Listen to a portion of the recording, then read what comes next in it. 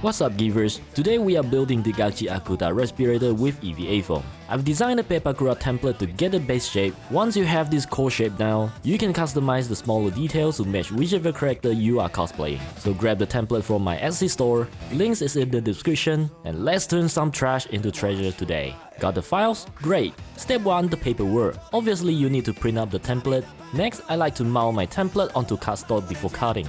This gives you a firm template that is easy to trace and durable enough to keep for future projects. But it is completely up to you. Let's begin with this set of pieces. This is to get the base structure done. As I stated in the template, we will need to make one copy each on 5mm foam. For the bigger piece, check the edge ID. It connects to the other sections. You need to bevel this edge inward, as marked clearly on the template. However, for this edge, we only need a slight bevel angle, and then 45-degree bevel angle for the curved edge. We will start by joining these cuts, the ones cut with slight bevel. Just join these two pieces together. Next, transfer the center mark. It helps line everything up perfectly. Now, join the pieces together. Super glue is my choice here. It bonds fast and saves time. Once you are done, it should look like this. Cut one copy of this circle on 5mm foam. The template might look slightly different in the video because I tweaked the final file for better assembly. Don't worry if the design looks different. Let's move on to the cartridge filter. We will start by making copies on these 3 parts on 5mm foam. Take note on the bevel level on these parts, especially on the longer piece and the curved piece. The longer piece will only need one side bevel and the other side will cut normally. For the circle, we'll need bevel in obviously. Then the curved piece will need bevel out for the inner curve and bevel in for the outer curve. Once everything is cut out, first is to join the loop.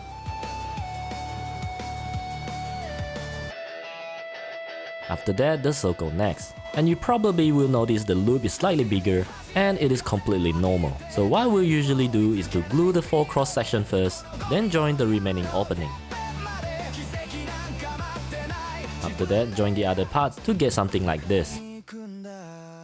Coming up next, let's make one copy of this on 5mm foam as well. As the template label, only you need to bevel one side. On the template, you will notice there is a line here. We will use this line as the reference to attach the front detail. I only cut a partial out because I don't want to completely remove it, and then mark the reference line onto the foam. Join the edge with super glue to get a loop. Next up, proceed to the circle and close the face. Make one copy on 5mm foam and bevel the edge. Just like the other circle, use the super glue. Join the cross section first, then slowly close all the opening. This will ensure a better finishing. After this part is done, connect the 2 parts together. Quick tip, I always keep those seam lines aligned, so the finishing will look more professional and easier to hide. Now we move on to the front part. This is what will be attached to the marking line we did just now. Make one copy on 3mm foam, glue the both ends to make a loop, and slot it in. Lastly, use a super glue to fix it in place. Coming up next, we'll be adding this tiny detail at the front of the cartridge. Simply make 8 copies on 2mm foam, and use this piece of template to reference the position. Also, just in case you might get confused, the attaching position is in between the gap. Now we move back to the circle we did earlier. You will notice there is an inner circle on the template. Use the inner circle as a reference and attach all the parts. And finally attach the cartridge onto the mask base. Next, let's move on to this. We will first make one copy on this on 3mm foam, cut it out normally, and you will get something like this. Next up, remove the grill on the template. This will turn it into a circle, and then make one copy of this on 3mm foam. After that, we will need to stack them up like this. I recommend using contact adhesive because it gives better coverage, and I'm also sanding it down afterwards. After applying the contact adhesive, let it dry for a few minutes, then stick it on. I use a knife to slightly bevel the corner, so we will have less material to remove later. Now move to the sanding station and use a Dremel to bevel the edge. The key to get a smooth finishing is always follow the rotating directions and never go against it. After the machine work, you can also use a sandpaper to do further smoothing. Now let's bring back the template. Place the circle template on top and align the middle line. Then do a marking. This will be used for finding the center positions for the circle grill. Mark the circle onto the mask and then roughly mark the inner circle. This will be used for open the hole so we can breathe through this hole. Use a knife to cut out the circle. Do remember the inner circle has to be slightly bigger than the foam circle, so the foam can sit on it without showing the ugly cuts. Next up, fix it in place with super glue and make sure the grill is facing vertically. Once we are done with it, we are adding the lining next. I use a 3mm half dowel foam for this lining. Since we are only adding the top half, so I trim the starting and the ending a little so you can follow the corner shape.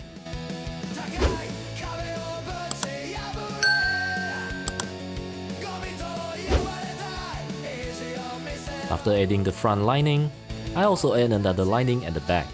This will just simply go all the way around.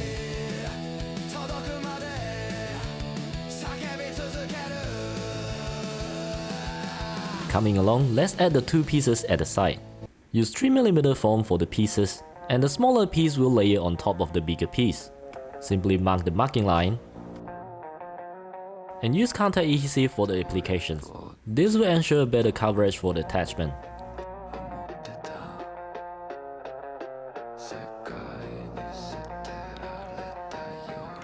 Next up, I switch to 5mm half dowel foam and wrap at the edge of these pieces. I do not go all the way because we will be adding elastic strap afterwards.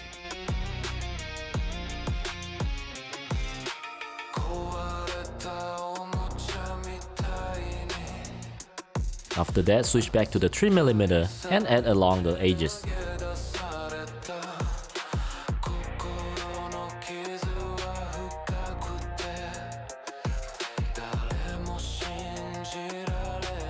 Once it is done, bring back the mask. I use the sharp corner as the matching point and attach the foam pieces onto the mask.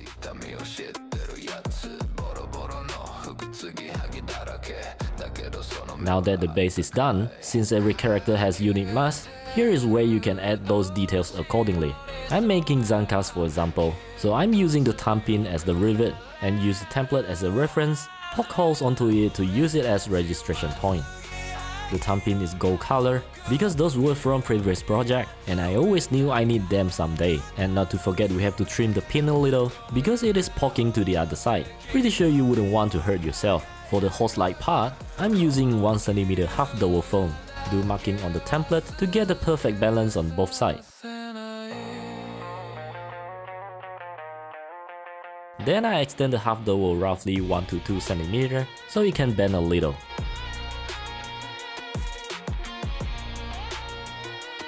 For the applications, I also use super glue for quick and fast secure. After that, I also wrap 3mm half dowel around the both ends. Now that all the details are done, we need to heat seal the foam and prep for priming. I removed the pin because obviously those were painted previously and we don't need to paint it again. Use a heat gun to heat all the foam surface. This will melt and close all the tiny pores on the foam and make the surface smoother. For foam priming, you can use either PVA glue or white glue, or plastic dip if you have extra budget. For me personally, I own an air compressor, so I use water-based paint and a spray gun. After a few layers of prime, I first painted this dark blue color, and then use a masking tape to cover it. For masking tape, just make sure you are using a good painter's tape, so you won't risk it leaving any residue, because that will set everything back, and I'm sure nobody wants it.